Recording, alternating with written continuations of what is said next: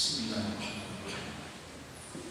Assalamualaikum warahmatullahi wabarakatuh. Alhamdulillah, nahmaduhu wa nasta'inuhu wa nastaghfiruh wa na'udzu billahi min shururi anfusina wa sayyiati a'malina. May yahdihillahu fala mudilla lahu wa may yudlilhu fala hadiya lahu. Asyhadu an la ilaha illallah wa asyhadu anna Muhammadan 'abduhu wa rasuluh. Allahumma shalli 'ala sayyidina Muhammad wa 'ala alihi wa sahbihi wa sallim. Subhanaka la 'ilma lana illa ma 'allamtana innaka antal 'alimul hakim. Rabbi shrah li sadri wa yassir li amri wahlul 'uqdatam min lisani yafqahu qawli. Amma ba'd. Memuliakan Ketua Takmir Masjid Tabiyul Ghafir. Saya ingat beberapa tahun yang lalu saya pernah kemarin mengisinya atau lewat, saya lupa juga. Ya. Alhamdulillah, semoga kita dipertemukan oleh Allah Subhanahu wa Ta'ala dalam kebaikan. Kita bersyukur pengurus masjid ini mengadakan kajian Ahad Sunnah setiap hari Ahad pertama atau kedua? Dua pekan sekali. Masya Allah. Saya yakin habis pengajian ada makan-makannya. Iya. Selama ini. Ternyata barokah. Masalah makan ini sedikit saya singgung. Di dalam hadis Sahih Bukhari, Rasulullah sallallahu alaihi wasallam bersabda, "At-ta'im asy-syakir bi manzilati as-sha'im as-sha'im."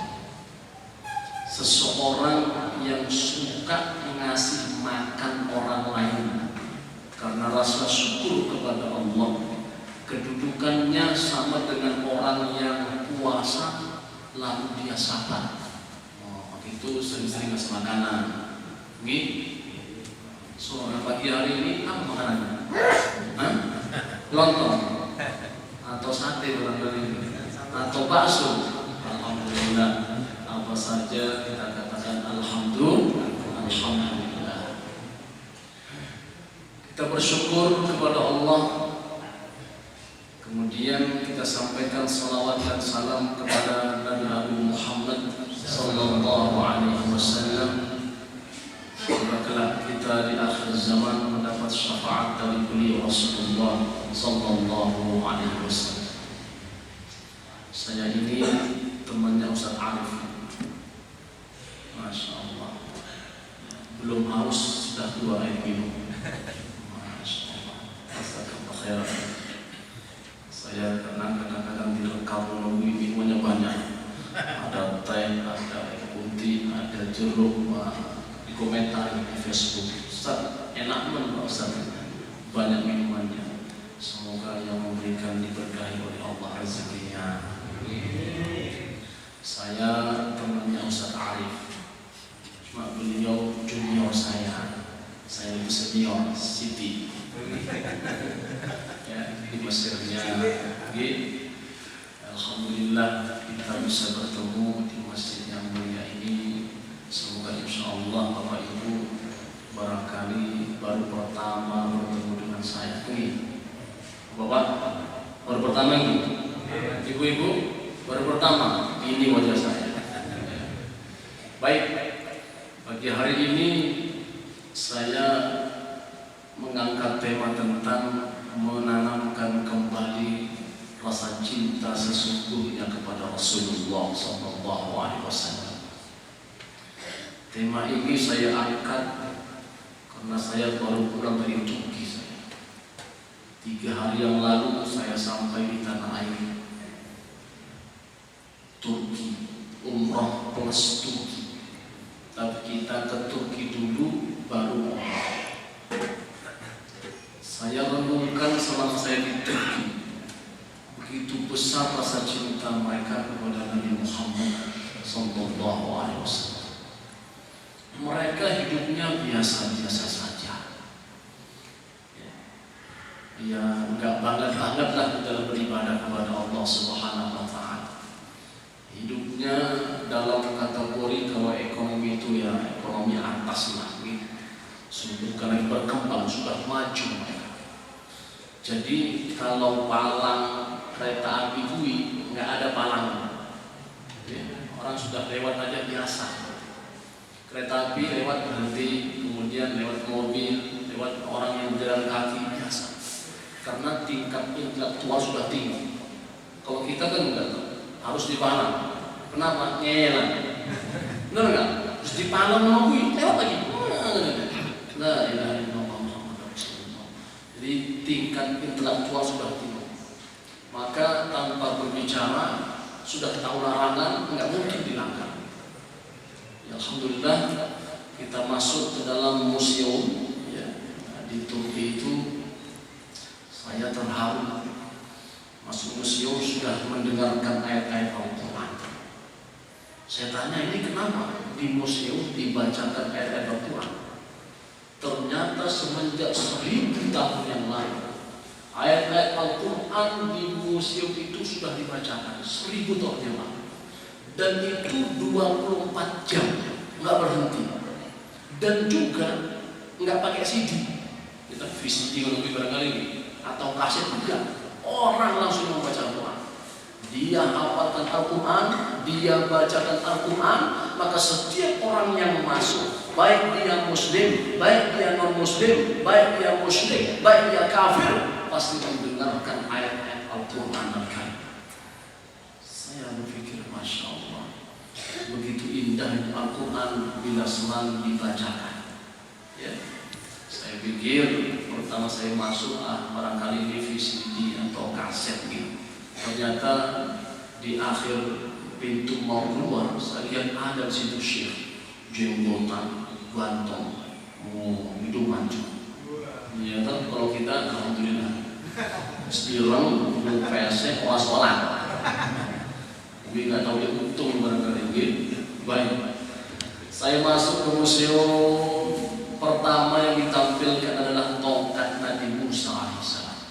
Jadi tongkat yang barangkali 1000 tahun, ribuan tahun sebelum Masehi ada di sini. Masih ada. Itulah tongkat dulu yang pernah berubah menjadi ular. Itulah tongkat dulu yang pernah dipukulkan oleh Nabi Musa alaihissalam ke laut sehingga terbelah. Masya Allah, ada di sini. Kemudian lagi ada pedang Nabi Daud alaihissalam. Lalu ada juga tangan besi Nabi Yahya alaihissalam. Semua ada di sana.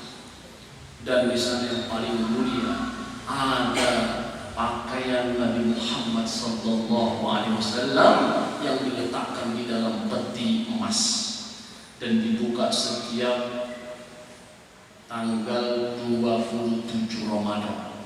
Ya. Oleh Presiden Turki ketika ini dibuka oleh Erdogan. Setiap tanggal 27 Ramadan dibuka.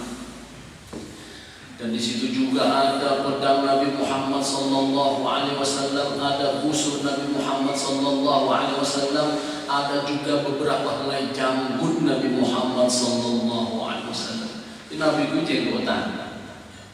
Yang nggak jenggotan Nabi biasa baik, jodoh singgung. Nabi Muhammad punya jenggot, ya. Di situ juga ada beberapa helai rambut Nabi Muhammad sallallahu alaihi wasallam. Ternyata semenjak 1000 tahun yang lalu Al-Quran dibacakan setiap hari tanpa henti 24 jam. Itu menghormati Nabi Muhammad sallallahu alaihi wasallam, memuliakan Nabi Muhammad sallallahu alaihi wasallam.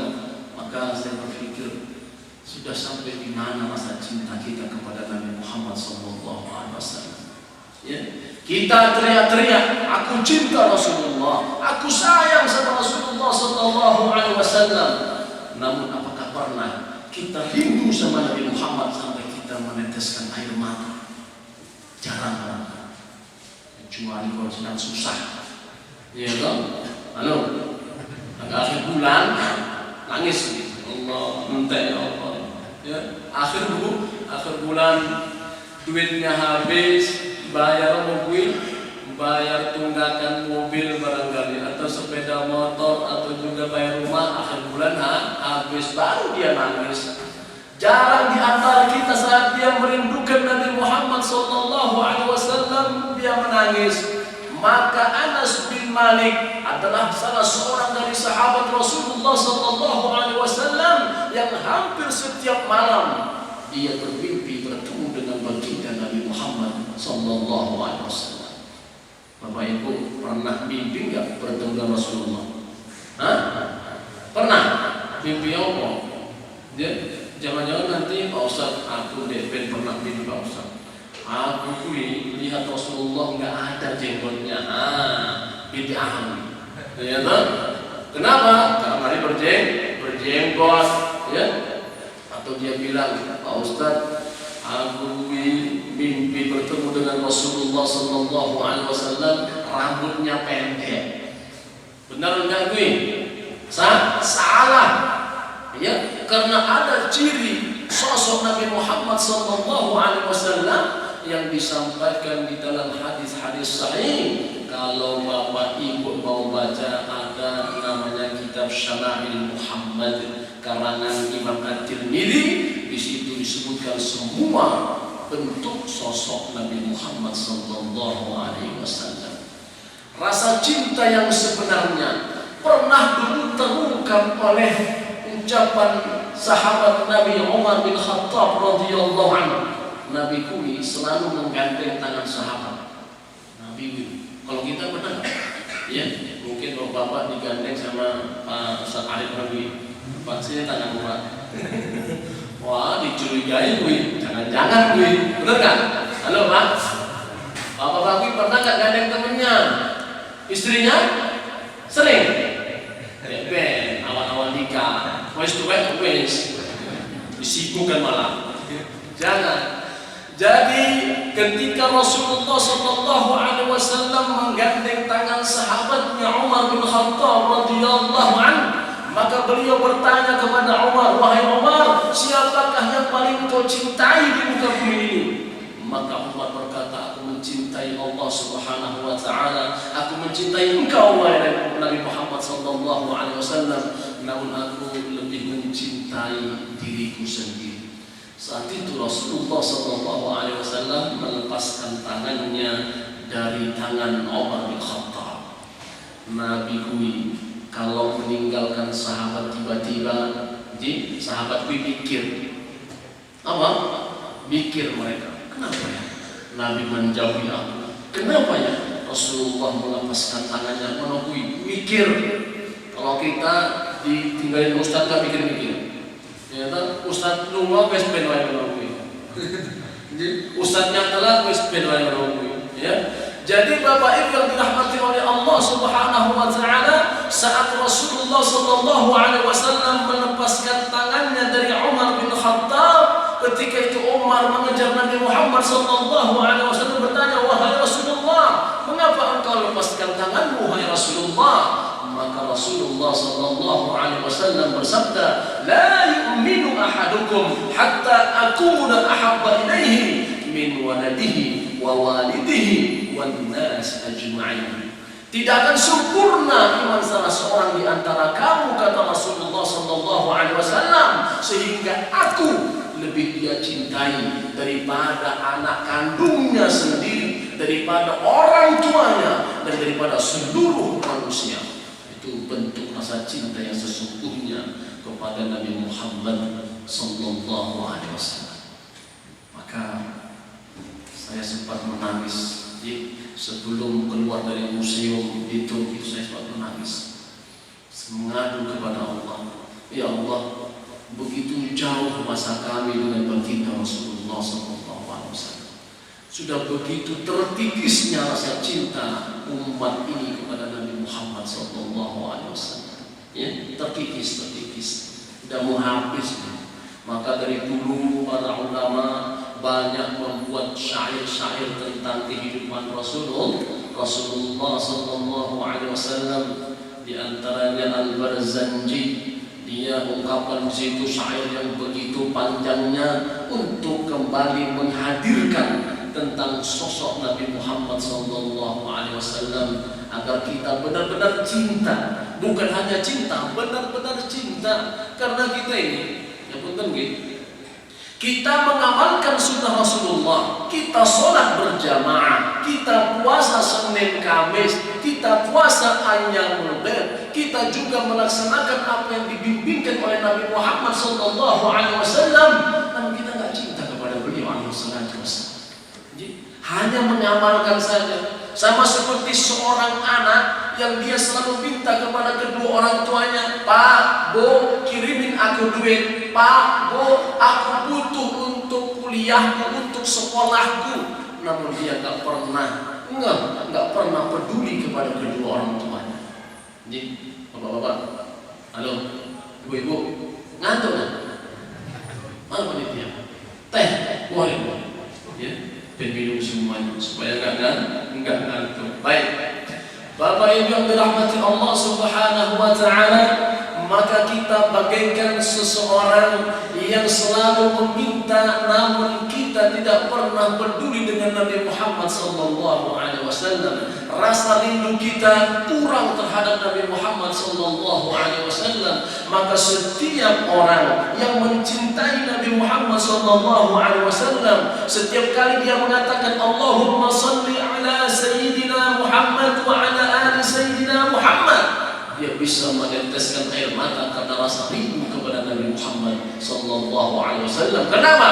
Karena setiap seorang hamba, setiap dari umat Nabi Muhammad sallallahu alaihi wasallam, dia mengucapkan salawat dan salam kepada baginda Nabi Muhammad, maka Allah kembalikan ruh beliau ke dalam jasadnya. Di dalam hadis Abu Daud, hadis ini derajatnya hasan, Nabi Muhammad sallallahu alaihi wasallam bersabda, "Ma min ahadin yusallim alayya," tidaklah seseorang mengucapkan salam kepadaku, illa raddallahu ala ruhi, maka Allah Subhanahu wa taala mengembalikan ruhku ke jasadku, hatta arudda alaihi salam, sehingga apa? Sehingga aku kembalikan ucapan salam untuk dia, aku jawab salamnya. Maka sejauh manapun seorang hamba, seorang umat Nabi Muhammad sallallahu alaihi wasallam mengucapkan salawat dan salam kepada beliau, maka kata Rasulullah sallallahu alaihi wasallam, Allah kembalikan ruhnya ke jasadnya untuk apa? Untuk menjawab salam dari setiap umat beliau alaihi salatu wassalam. Maka itu kadang-kadang salat disyairkan, ya Rasulullah, ya Habiballah, ya Rasulullah, ya Habiballah. Masya Allah. Maka setiap kali saya datang ke Madinah, berziarah ke makam Nabi Muhammad sallallahu alaihi wasallam, berdiri di hadapan rumah beliau di kamar Sayyidah Aisyah radhiyallahu anha, masuk mengucapkan assalamualaikum ya Rasulullah.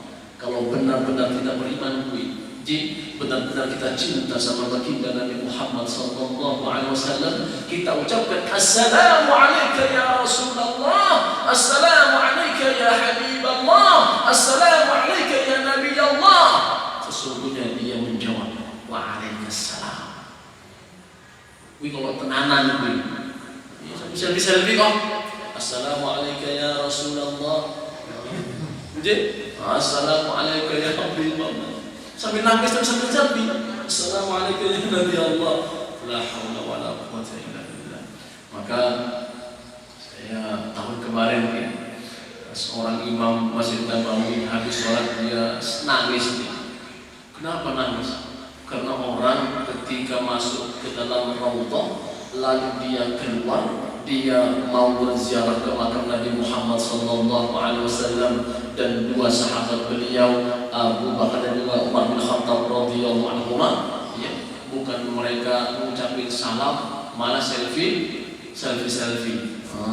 Termasuk yang paling banyak adalah orang Indonesia, ahli selfie, ahli selfie, ya, sambil lewat, sambil salawat kepada Rasulullah, sambil mengucapkan salam, enggak lupa apa?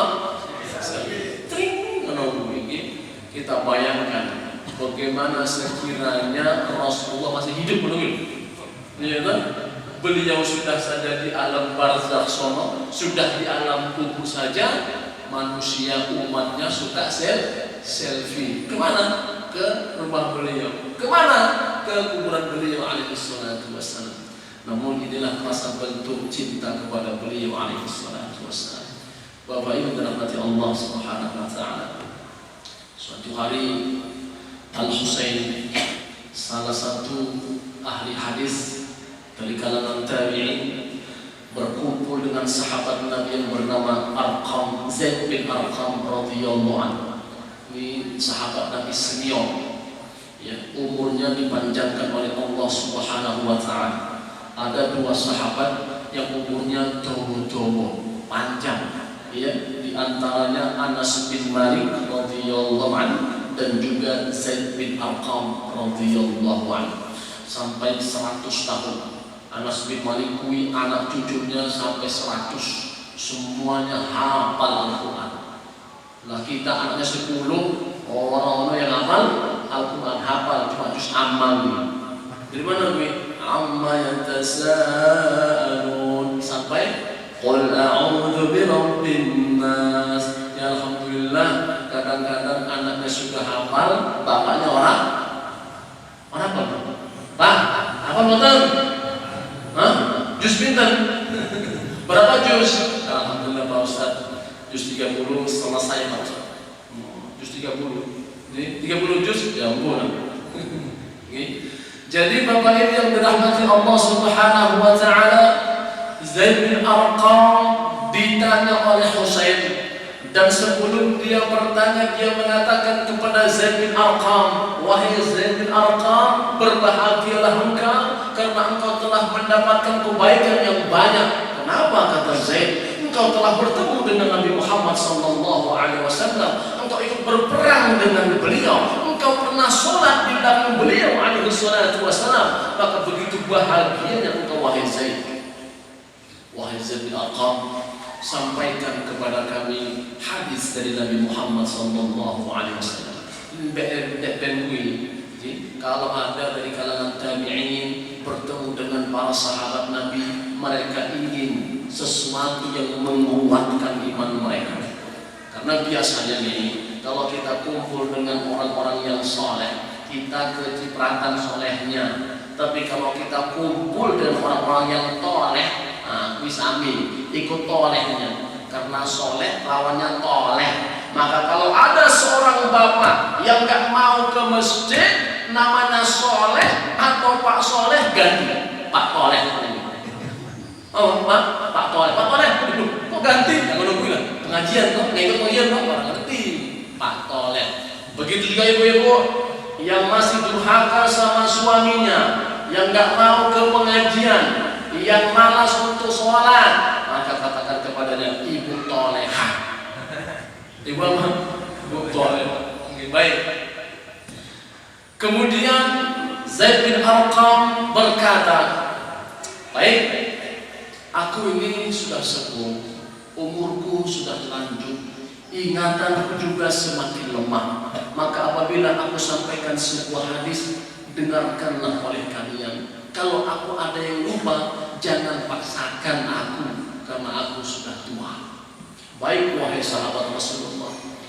Lalu Zaid mengatakan, wahai saudara-saudaraku, dahulu pernah Nabi Muhammad SAW berkumpul di tengah-tengah kami di salah satu sumber air yang bernama Khum di antara kota Madinah dan Makkah Al-Mukarramah. Saat itu Nabi Muhammad SAW berdiri dan beliau berkhutbah. Sebelum beliau berkhutbah, beliau memuji Allah Subhanahu wa taala, mengagungkan Allah Subhanahu wa taala. Lalu beliau mengatakan, amma ba'd, ala ayuhan nas, wahai seluruh manusia, ana tarikun fikum saqalain, aku tinggalkan kepada kalian dua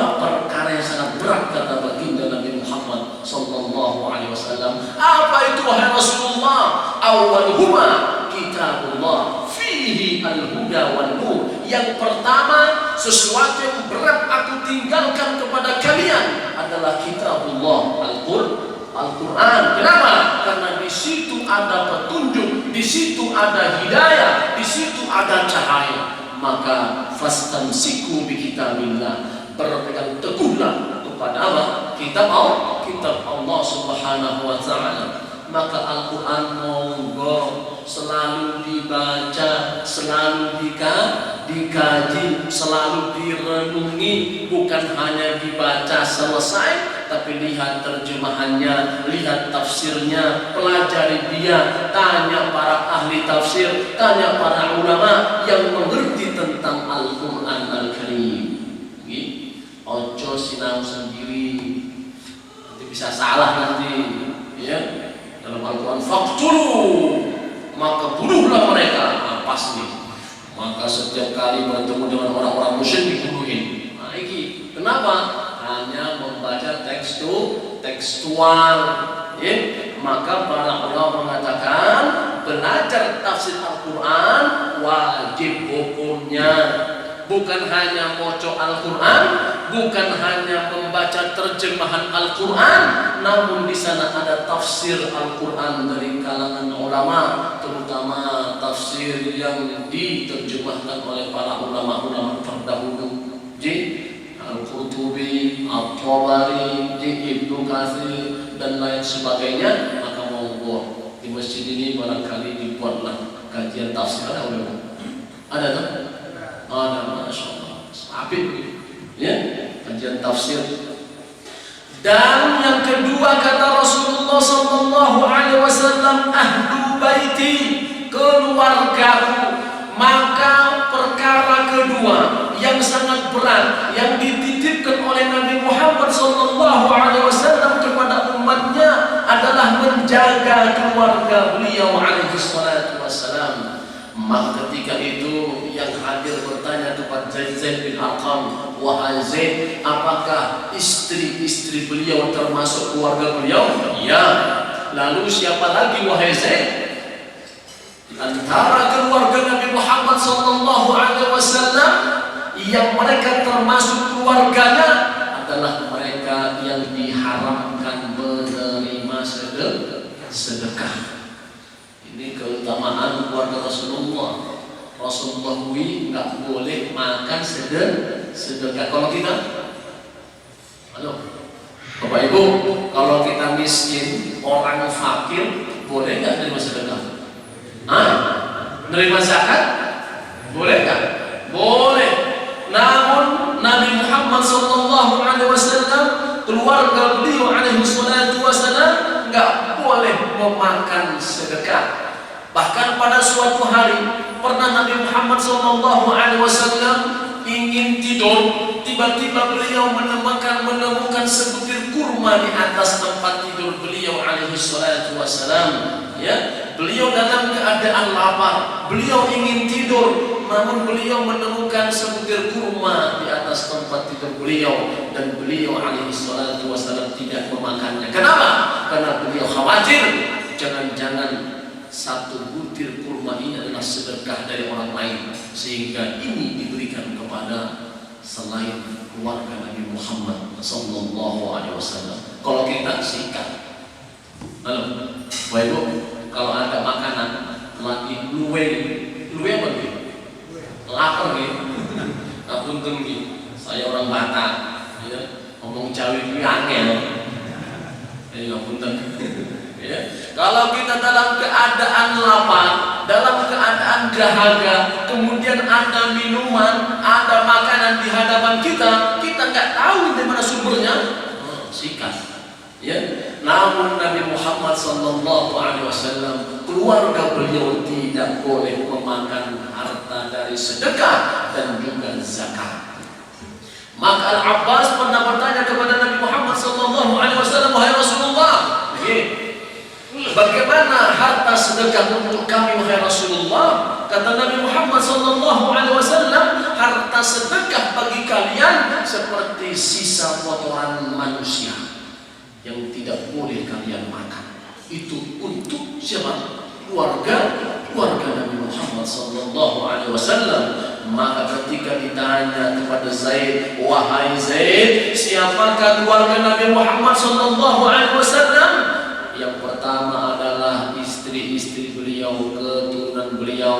Yang kedua adalah Ali, keluarga Ali bin Abi Thalib. Yang ketiga keluarga Aqil bin Abi Thalib. Yang keempat keluarga Ja'far bin Abi Thalib. Yang kelima keluarga Al-Abbas bin Abdul Muttalib.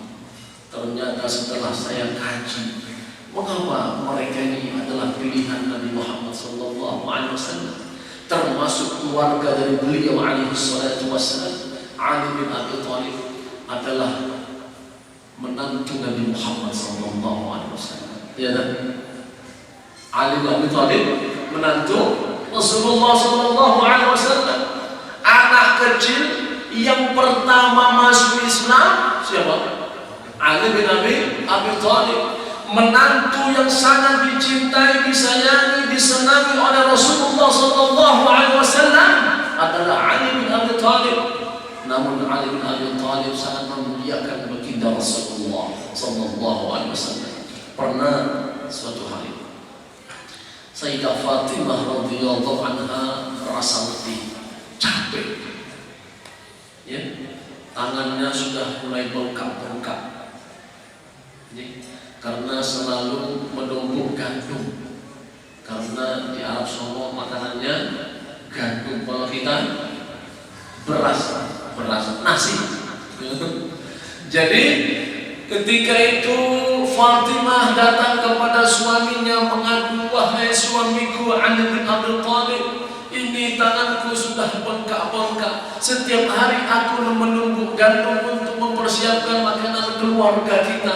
Cobalah engkau datang kepada Nabi Muhammad SAW, kepada ayahku, untuk meminta seorang budak, seorang hamba sahaya, atau seorang pembantu untuk membantu aku, wahai suamiku. Kata Ali bin Abi Thalib, aku bukan, aku malu kepada Rasulullah SAW. Kalau mau, ya engkaulah datang kepada ayahku sendiri. Maka dengan terpaksa Sayyidah Fatimah radhiyallahu anha datang ke rumah ayahnya Rasulullah SAW. Ini hebatnya Rasulullah. Kalau anaknya datang ke rumahnya, beliau yang menyambutnya, beliau berdiri. Nabi, ya, beliau berdiri untuk apa? Menyambut anaknya yang datang ke rumahnya. Kalau kita boro-boro, siapa gue? Anakku, wis ben. Ya. Ini baginda Rasulullah. Jadi orang yang paling mulia di muka bumi ini. Saat Sayyidah Fatimah datang ke rumahnya, dia yang berdiri, dia yang menyambut Sayyidah Fatimah radhiyallahu anha, bahkan mencium kening Sayyidah Fatimah radhiyallahu anha. Cintanya Rasulullah. Makanya jangan heran saat beliau sallallahu alaihi wasallam dalam keadaan sakaratul maut, siapa yang samping beliau? Sayyidah Fatimah radhiyallahu anha. Menakui. Nah, ini kita enggak mencintai anak kita. Nanti kalau kita mati, mau mati, sakaratul maut, yang di samping kita Pak Dokter, nyata atau suster barangkali. Halo, Pak, tenanan mungkin. Ini Rasulullah sallallahu alaihi wasallam. Sayyidah Fatimah datang ke rumah baginda Nabi Muhammad sallallahu alaihi wasallam, menemui beliau alaihi salatu wasallam, dan Sayyidah Fatimah mengatakan, wahai ayahku, tanganku mulai bengkak-bengkak. Ya, aku setiap hari menumbuk gandum, ya, mempersiapkan makanan, kerja di rumah tangga dan sebagainya. Tolonglah berikan kepadaku seorang pembantu hamba saya budak, wahai Rasulullah. Kata Rasulullah, pulang engkau ke rumah, nanti aku akan datang ke rumah. Masya Allah. Akhirnya beberapa saat, 1-2 hari beliau datang ke rumah Sayyidah Fatimah radhiyallahu anha. Sebaliknya, kalau Rasulullah sallallahu alaihi wasallam datang ke rumah putri tercintanya, assalamualaikum waalaikumsalam, maka Sayyidah Fatimah berdiri.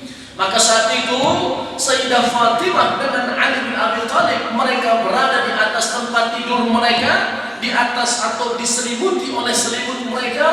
Ini kehidupan keluarga Rasulullah yang begitu sangat sederhana. Selimut yang dipakai oleh Ali bin Abi Thalib dan Sayyidah Fatimah, kalau ditutup ditutup kaki mereka, kepalanya kelihatan.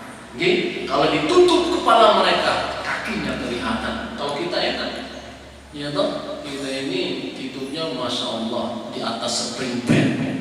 Oh ya toh, bu, pakai selimut, pakai AC, pakai kipas angin, masya Allah. Jadi subuh ratangi, plus. As-salatu khairun minan naum. Gini, matur nuwun Pak. Apalagi yang ada setuwek. As-salatu khairun minan naum. Makin kuwi, matur nuwun Mbak. Ya, pakai itu kalau ada subuh yang suaranya lantang mobil. Halo.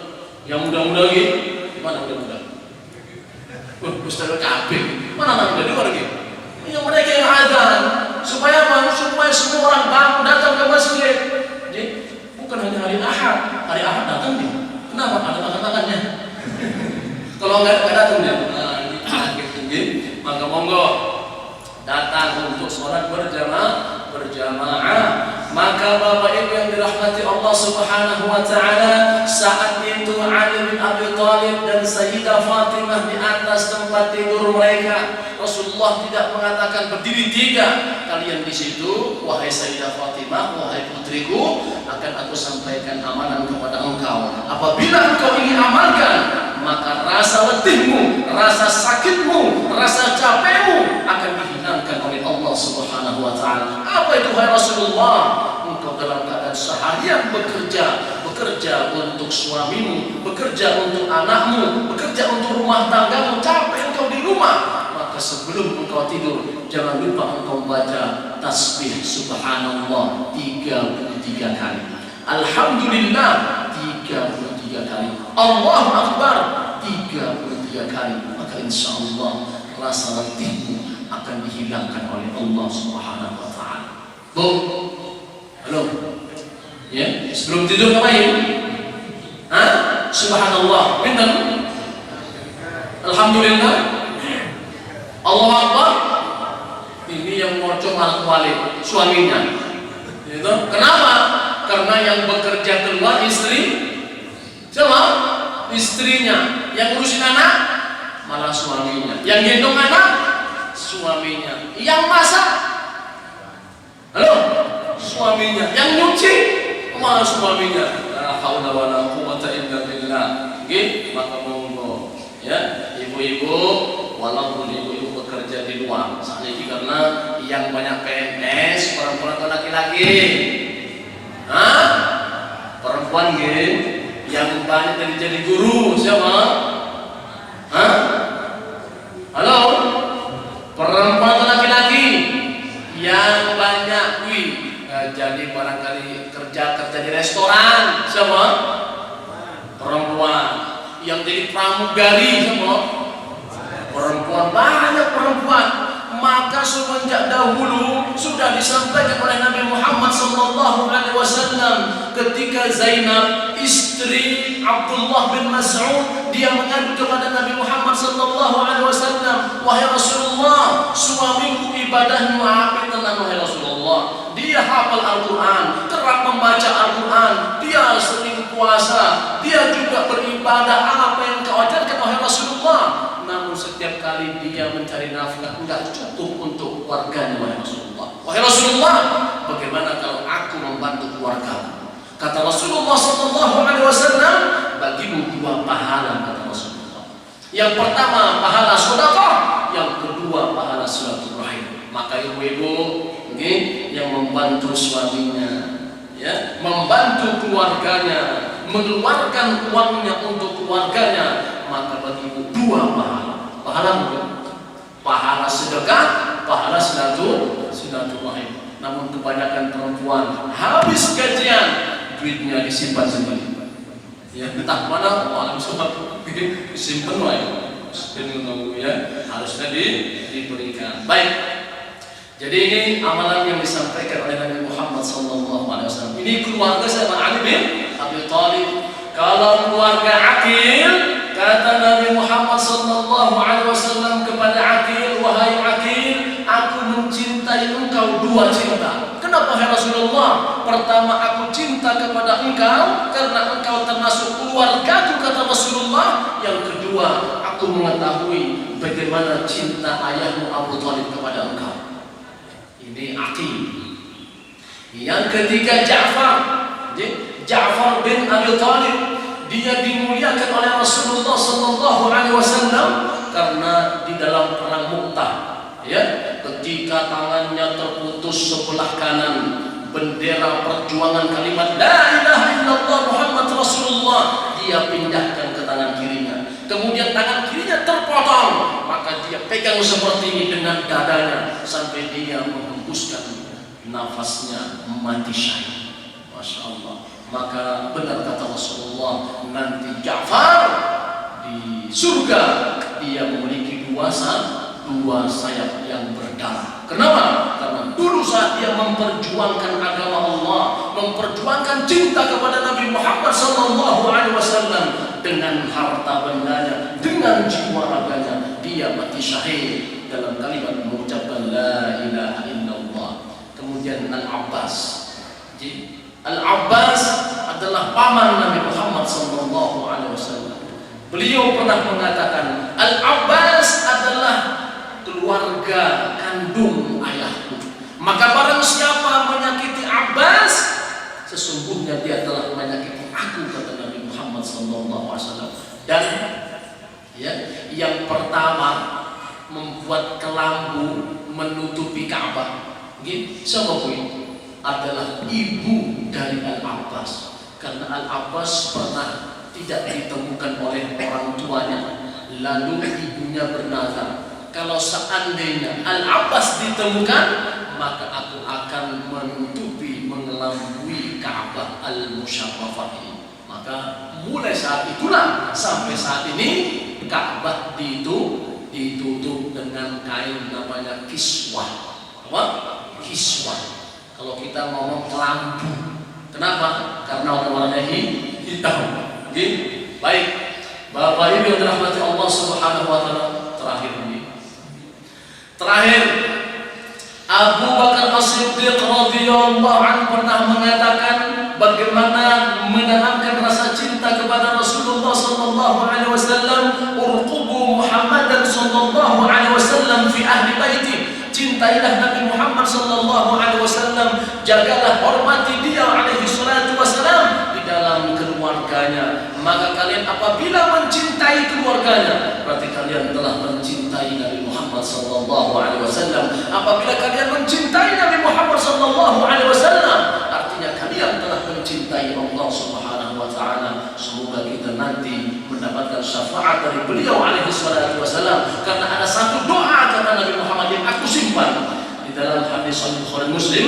Beliau mengatakan apa? Ada satu doa yang aku simpan. Wa inna likulli nabiyyin du'a mustajab. Setiap nabi, setiap rasul ada doa yang diistijabah, yang dijawab oleh Allah Subhanahu wa taala.